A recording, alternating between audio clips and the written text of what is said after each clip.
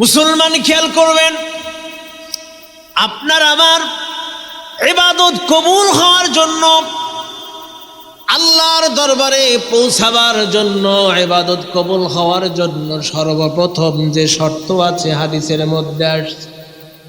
আল্লাহর রাসূল বলেন সর্বপ্রথম শর্ত হলো ইবাদত কবুল হওয়ার জন্য হালাল উপার্জন করতে হবে, হালাল রুজি খেতে হবে। কি রুজি?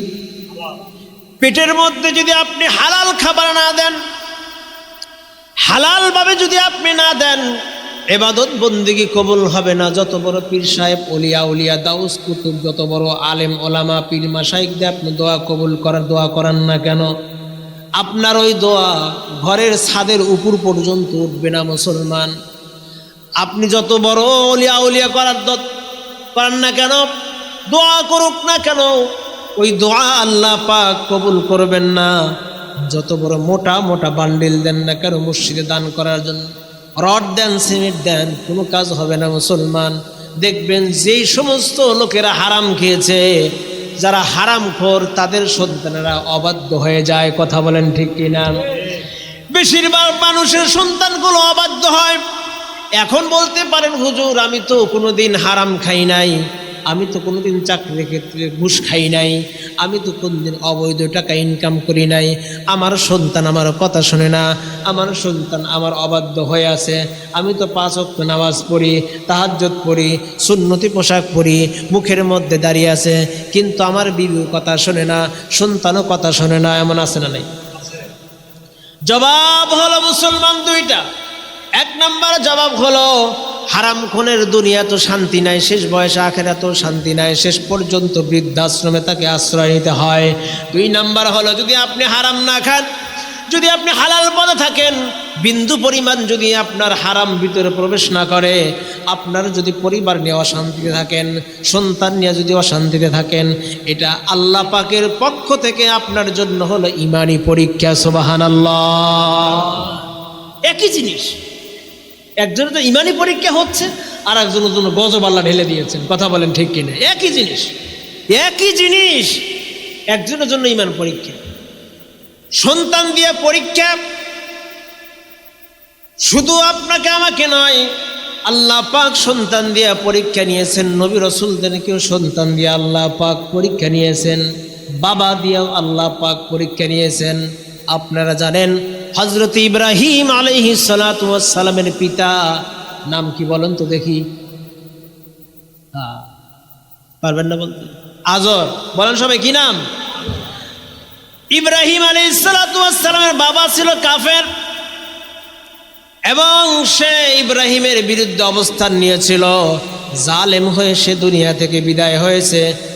ফেরাউন নমরুদের সঙ্গে কিয়ামতের দিন তার হাসর নাচর হবে।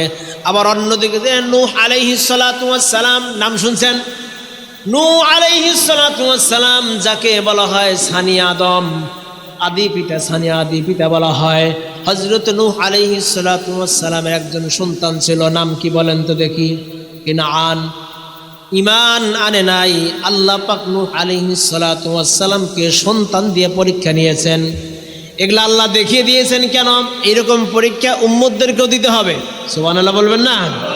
পরীক্ষা আল্লাহ পাক ভালো মানুষের পরীক্ষা নেন। এখন বলতে পারেন কেন পরীক্ষা নেন? আমার তো কোনো অপরাধ নাই, আমি তো কোনো গুনাহ করলাম না, মানুষের হক নষ্ট করলাম না, ভাই বোনের জমি জমা দখল করলাম না, অন্য সম্পদ লুটপাট করলাম না, ব্যাংক থেকে সুদ খেলাম না, ঘুষ খেলাম না, কোনো কিছুই করলাম না, আমার কেন এরকম হয়? মনে রাখবেন মুসলমান, যে ব্যক্তি ঈমানের পথে মজবুত থাকবে, আল্লাহ পাক যখন পরীক্ষা নেবেন কয়েকটা জিনিসের দ্বারা, আল্লাহ পাক বলেন ওয়ালা নাবলুওয়ান্নাকুম বিশাইইম মিনাল খাউফি ওয়াল জু'i ওয়া নাকসিম মিনাল আমওয়াল ওয়াল আনফুসি ওয়াস সামারাত। আল্লাহ পাক এখানে কয়েকটা জিনিস বলেন, হে ঈমানদারেরা তোমরা ভালো করে জেনে নাও, অবশ্যই আমি তোমাদেরকে পরীক্ষা করব। 1 নম্বর হলো ওয়ালা নাবলুওয়ান্নাকুম বিশাইইম মিনাল খাউফ, এমন কিছু জিনিস দ্বারা পরীক্ষা করব। প্রথম হলো ভয়। ভয় দিয়ে তোমাদেরকে আমি আল্লাহ পরীক্ষা করব। বিভিন্ন গজব, বিভিন্ন ধরনের আসমানি বালা এবং মুসিবত দিয়ে আমি আল্লাহ পরীক্ষা করব। কিছুদিন আগে আমাদের দেশে সারা বিশ্ব কাঁপিয়ে গেছে করোনা ভাইরাস, সকলের মনের মধ্যে ভয় ঢুকে দিয়েছিল, কথা বলেন ঠিক কিনা? আল্লাহ পাক প্রথমে বললেন ভয় দেব, এরপরে আল্লাহ বললেন মিনাল খৌফ ওয়াল জু', এবং ক্ষুধা, তোমাদের মধ্যে এমন ক্ষুধার আবির্ভাব দেব, তোমাদের ফসলাদিগুলো এমনভাবে নষ্ট করব। আপনারা জানেন পঙ্গপাল নামে একটা পোকা আছে, শুনেছেন? এই পোকার মাধ্যমে বিভিন্ন জায়গায়, বিভিন্ন এলাকায়, বিভিন্ন দেশে আমি তোমাদেরকে খাদ্য নষ্ট করে তোমাদেরকে ক্ষুধার মাধ্যমে পরীক্ষা করব। এরপরে আল্লাহ বলেন ওয়ানাকুসিম মিনাল আমওয়াল, জমির মধ্যে ধান আছে, সরিষা আছে, জমি ভরা ধান, পাকা পাকা ভাব হয়ে গেছে, বৃষ্টি দিয়ে, ঝড় দিয়ে, তুফান দিয়ে, বন্যা দিয়ে আমি নষ্ট করে দেব, আমি আল্লাহ পাক। এরপরে আল্লাহ পাক ওয়ানাকুসিমিনাল আমওয়ালি ওয়াল আনফুস, এরপরে আল্লাহ বলেন জানের পরীক্ষা নেব, আমি তোমাকে অসুস্থতা দান করব, মেডিকেল পর্যন্ত পৌঁছাবো, তোমার স্ত্রীকে রোগ দেব, তোমার সন্তানকে রোগ দেব, জানের পরীক্ষা নেব। এমনও হতে পারে তোমাকে দেওয়া নিয়ামত সন্তানকে আমি অল্প বয়সের মধ্যে নাবালক অবস্থায় আমি সন্তানকে ছিনিয়ে নেব, তোমার স্ত্রীকেও ছিনিয়ে নিতে পারি, অথবা তোমাকে ইসলামের জন্য জানও এবং মাল দিতে হতে পারে। আল্লাহ পাক বলেন এই সমস্ত পরীক্ষা নেব। এবং আরেকটা পরীক্ষার কথা আল্লাহ পাক বলেন ওয়াসামারাত, ফসল আদি ধন সম্পদের মাধ্যমে আমি আল্লাহ পরীক্ষা নেব।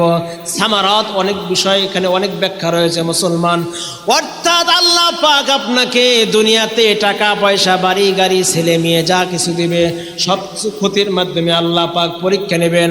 আল্লাহ পাক বলেন নবী হে আপনি জানিয়ে দিন ওই সমস্ত বান্দাদেরকে, যারা নেককার বান্দাদেরকে আমি এই বিষয়গুলো নিয়ে পরীক্ষা নিয়েছি, আমার এই বান্দাগুলো যদি পরীক্ষার মধ্যে ধৈর্য ধারণ করতে পারে, আপনি নবী তাদেরকে সুসংবাদ দিয়ে দিন, ওয়াবাশশিরিস সাবিরিন। আল্লাহু আকবার বলেন। হ্যাঁ নবী, আপনি আপনার উম্মতদেরকে, ধৈর্যশীল উম্মতদেরকে সুসংবাদ দিয়ে দিন, তারা মৃত্যুর পরেই কিয়ামতের ময়দানে আমি আল্লাহ পাক তাদেরকে জান্নাতের ফয়সালা করে দেব। জোরে বলুন সুবহানাল্লাহ। সে আল্লাহ আছেন না? এই জন্য মুসলমান একজনের জন্য একই জিনিস আসমান থেকে আসছে। ভালো মানুষের জন্য পরীক্ষা কেন নেব? আল্লাহ পাক বলেন পরীক্ষা আমি নেব আমার ওই ইমানদারের ইমানটা আরো মজবুত করার জন্য, আর ইমানটা বৃদ্ধি করার জন্য। সুবহানাল্লাহ। আর জালেম বাতিলকে, শয়তানকে আল্লাহ পাক এগুলা দেন গজব হিসাবে, ইমানদারকে দেন আল্লাহ পাক পরীক্ষা হিসাবে। সুবহানাল্লাহ বিহামদিহি। এই সমস্ত জালেম থেকে আল্লাহ পাক যেন আমাদেরকে হেফাজত করেন, সকলে বলুন আমিন। আল্লাহ পাক যেন এই সমস্ত জালেম দ্বারা এলাকার মধ্যে, পরিবারের মধ্যে অশান্তি সৃষ্টি করে, এই সমস্ত অশান্তি থেকে আল্লাহ পাক যেন আমাদেরকে হেফাজত করেন, আমরা যেন সবাই নিরাপদ বসবাস